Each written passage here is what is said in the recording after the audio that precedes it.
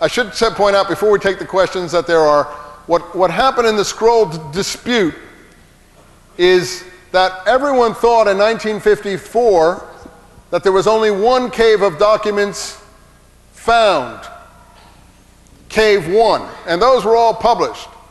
But after the war, the Arab-Israeli war in 47-48, partition was agreed on, and the Dead Sea Scroll caves fell within the Palestinian side. Then the Jordanians took over the Palestinian side, and they controlled the whole area. At that time, 10 more caves were found from 1949 to 1954. The biggest one was what we call Cave 4, which is on one of the limestone cliffs above the settlement, which we call Qumran. That is where all these fragments came from. That was cleared out by the Bedouin. You say, why didn't the archaeologists do it? We don't know. These people from the École Biblique, led by Father DeVoe, went down to the caves and did a survey. They used Bedouins to do it while they sat down on tables eating their dinner and had the Bedouins up in the caves doing all the work for them. And Cave 4 is something you could see from where they were sitting. And yet they didn't find Cave 4. And not a couple of months later, the Bedouins went into Cave 4 and cleaned it all out. And these are all the fragments we have from Cave 4.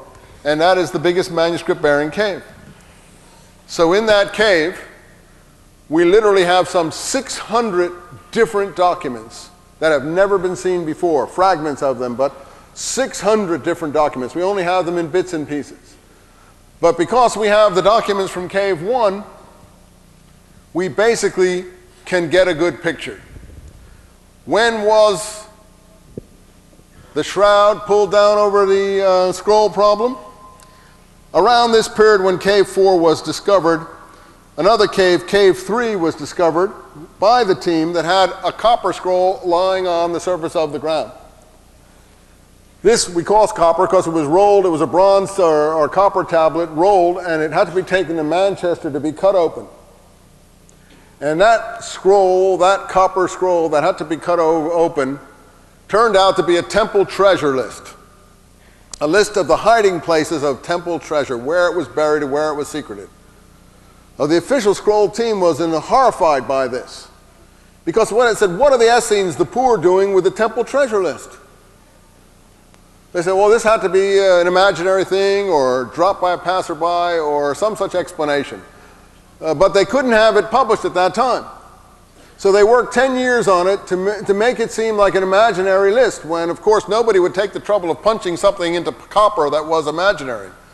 The reason you punch it into copper is you didn't want it to disappear in a fire or something like that. So it was so precious that it was put on copper, and it was written hurriedly in flight.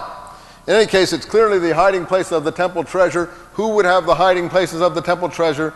These zealot revolutionaries in Palestine, which coordinates, therefore, the Essenes with the zealot revolutionaries in Palestine that were involved in the war against Rome and so on. It's all complicated, but Page and Lee go through it very quickly.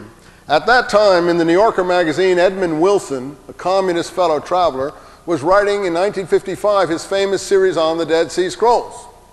In the meantime, the Jordanian government, the partition of Palestine had occurred, and the Jordanian government had given this École Biblique, these Dominican fathers, total control of the editorial process of the scrolls.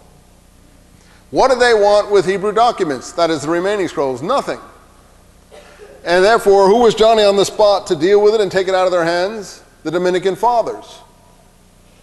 At that moment, and the people who worked on it told me that, a curtain of silence was pulled down over the scrolls for 35 years.